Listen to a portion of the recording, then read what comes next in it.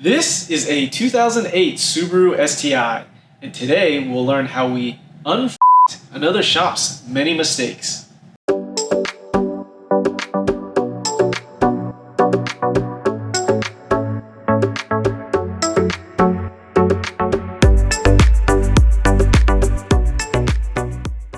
Hey, real quick before we start this video, a lot of you guys have been asking for team shirts. Finally, Autohaus has t-shirts, so it would really help out a lot if you supported the shop, got some merch, some shirts, stickers, support the media work, support me and my dog. Check out that merch store so I don't starve you guys. This car came to us last year for a post-purchase inspection. Some things the owner wanted done: diagnose an oil burning smell, and then also to get a compression leak down test, get an overall idea of the health of the engine.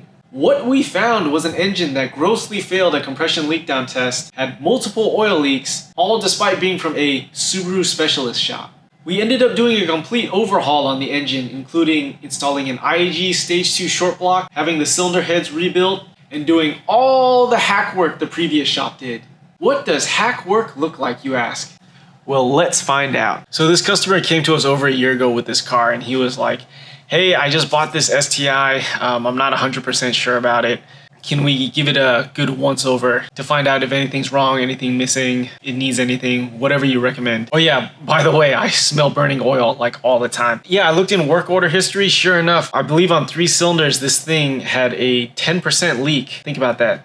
10% in 3 cylinders. On a Subaru engine, the ideal, pretty much the only amount of leak down you should have on a Subaru engine is 0%. This was also borderline at the low end of the allowable compression spec. Off the top of my head, I think it was like around like 120, 130 PSI on all 4 cylinders. You typically find that on something, on an engine with a lot of miles or a lot of wear, which is a big issue considering that this was a claimed rebuilt engine. So with that being said, why don't we check out some of the nonsense we found. All right, so very first thing, power steering belt. I noticed this when the customer first brought the car to me, or brought the car to us.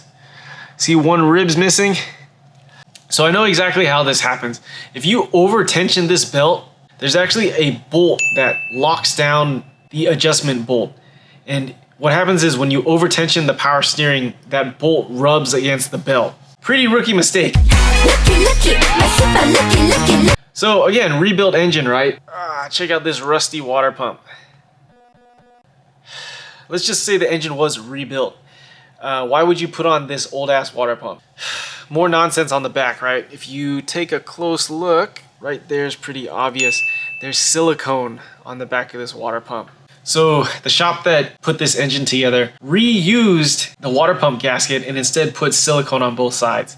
Ridiculous that it's a metal gasket with printed black material that will take up some surface imperfections. It's like $1 gasket. Why are you saving $1 and causing a potential failure putting silicone where you're not supposed to? Oh yeah, by the way, using an old water pump on engines that are known to have cooling system problems. Yeah, another thing that kind of pissed off both the owner and I, this newer STi comes with a late STi style oil pan with better baffling, a different baffle design on the inside. That pan was taken off and a older style WRX pan was put on. How did we find this out? We put a Killer Bee oil pickup on the IAG short block and I couldn't get the pan on. The Killer Bee pickup was hitting the inside baffles of that pan. Looking at the website, it's supposed to be compatible with the STi pan. Looking around on YouTube a little bit, I found out it was the old style pan. So yeah, why is the wrong oil pan on this car? I guess even more questionable, why did the other shop take the good oil pan? This rebuilt engine was supposed to have a clutch with 10K miles. Well, why don't we see what 10K looks like?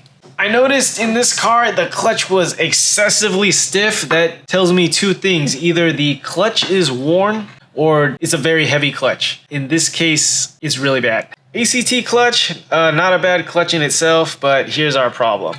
Check out the friction side and let's take a look at the disc. That does not look like 10K. That looks like this needed to be replaced a while ago. There's 2 engine ground straps that ground the chassis to the engine and bolt to both sides of the OCV blocks. You see this broken end right here? I found this bolted to the chassis and this going to nothing. One of the ground straps was broken, one was completely missing. Again, So yeah, we put 2 brand new OEM ground straps in the appropriate locations on the engine. We're throwing this nonsense away. Bell housing bolts were also a mismatch of nonsense. You guys who know Subarus, on the bottom 2, there's supposed to be studs in the engine block. These studs were missing. Instead, what were they? So this nonsense that I have labeled bell housing bolts, this obviously was like a suspension bolt. This one, I knew exactly what this one was. This is for the timing belt tensioner. Yeah, it's a tensioner bolt, not a bell housing bolt. So I probably found like 5 of these guys in the engine block. It had some bell housing bolts in it, just not in the right spot. So why don't we talk about that? So you guys are probably wondering why this thing's got a big grind mark in it and it's bent like this. So remember those 2 studs that were missing? Instead, the shop put the correct bell housing bolts where those studs were gonna be. What's the big deal, you ask? Well, I totally forgot about it since the engine was at the machine shop for so long. So I went to go put in the engine and it would not go in like all the way. What was up? So I looked underneath and sure enough, the stud was hitting this bolt. Okay, we'll take the bolt out, you say. This bolt could not come all the way out if you see the length, so it was hitting the axle. Here I am with the car on the rack with the engine like 3/4 of the way in, and I have a couple options, right? Like, how am I gonna take the axle out without damaging the axle seal and do this safely? And I ended up coming up with this solution. So here I am, the car like a foot off the ground and me with an air grinder, and I ground out the middle and bent this so I could wiggle this out of the bell housing. Nonsense, right? Like, what happened to those 2 studs? Oh yeah, 2 of the timing covers were broken. So I don't have the rear timing cover because it was covered in oil. Something was obviously leaking really bad back there, but the timing cover was like, hi-ya, broken in half. I immediately noticed this, check it out. Looks like there's an idler right here, and for some reason the idler rubbed through on this timing cover. Luckily, timing covers brand new from Subaru are pretty inexpensive, so we got 2 brand new timing covers. But yeah, again, really important because those timing covers have the guides for the timing belt and then also timing marks. So even if they're cracked like a little bit, that's your timing marks or that's your guide for the belt. Yeah, critical stuff. Why were these 2 reinstalled? Oil pump. Nothing looks wrong, right? Yeah, check it out. So if you notice, there's silicone right here. It's not supposed to be silicone there. There is a special rubber O-ring that goes right here. Same story with that water pump. A probably less than $1 O-ring, they apply silicone on both sides. And if you look closely, that silicone is gonna enter in the oil pump at some point in its life. Again, we're gonna save 50 cents in exchange for engine failure. All right, so last but not least, this one probably pissed me off the most out of all the stuff we just saw. I think this very accurately describes the credibility of the shop that rebuilt this engine. Passenger side valve cover, you can tell it's passenger side because the oil fill neck goes there. First of all, look, you see that black silicone? Well, first of all, it's black silicone this time, so they must have ran out of that white silicone. But again, $1 O-ring, and you're going to trade $1 for engine failure when all that silicone gets inside? But that's not the worst of it. All right, so hopefully the camera can pick this up. But if you notice, there's a few different colors here. This right here is actually JB Weld. And if you notice, return of that white silicone that's all over here.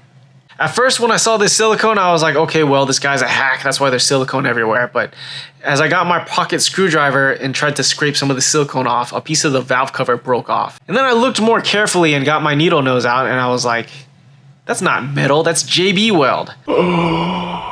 So what happened here? Somehow this valve cover broke at one point, and somebody put JB Weld to Band-Aid fix it, and then smeared silicone on top to try to hide the fact that they Mickey Mouse JB Weld the valve cover together.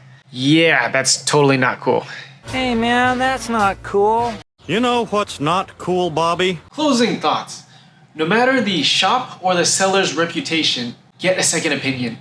Get that pre-purchase inspection. Also, if you're in the market for a turbo Subaru, get that compression and leak down test.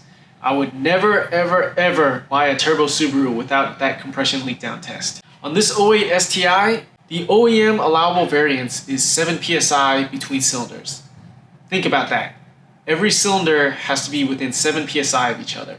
This is why the majority of boxer engines that I've done compression leak down tests in my career have grossly failed.